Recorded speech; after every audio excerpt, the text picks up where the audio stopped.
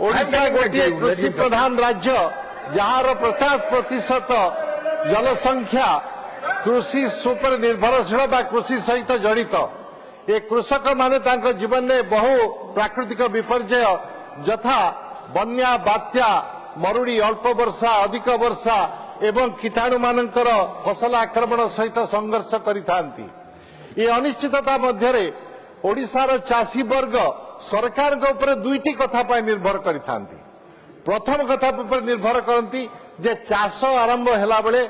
उपयुक्त मूल्यर उपयुक्त परिमाणर उपयुक्त समय उपयुक्त मानर सार बा फर्टिलाइजर तांको सरकार पहुंचेबे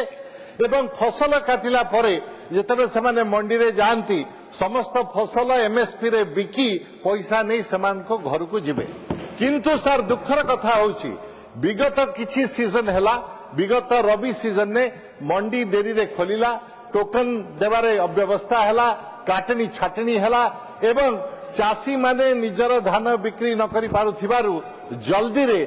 प्राइवेट व्यापारी मान को बिकी चली गले तांकर अर्थनीतिक मूलदंड दोहली गला। ता उपरे सर आपण जानिछंती जे सार बिहन डीजेल सबुर दर बढ़ी गलानी तेणु दरदाम इंपैक्ट मध्य तांक उपरे थिला। ए परिस्थिति रे सर वर्तमान खरीफ फसल आरंभ हैलानी ओडिसा रे 39 लाख हेक्टर धान चाष हुए एथिपाई 11.43 लाख मेट्रिक टन सारा आवश्यक होता है। किंतु समवाय मंत्री के घोषणा अनुसार 17 जुलाई पर्यंत ओडिशा रे मात्र 1.81 लाख मेट्रिक टन पहुंची सार जहाँ भीतर 1.14 मेट्रिक टन लक्ष मेट्रिक टन सार चाषी मान पाखे पहुंची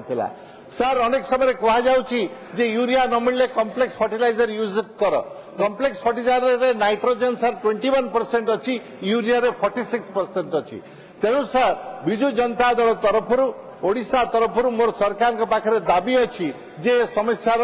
शीघ्र समाधान करा जाओ। से दिन रवि बद्रीराजु मोर माननीय सदस्य कहले जे आंध्र प्रदेश रे बड़ी समस्या रे सेमाने अनुरोध करथिले समाधान बाहरिला आंध्र रे डबल इंजिन अच्छी ओडिशा रे भी अच्छी किंतु आंध्र डबल इंजिन रे अधिक हॉर्स पावर अच्छी तेणु सेमाने आगु को जाउछनी आमे पछे रही जाउछु।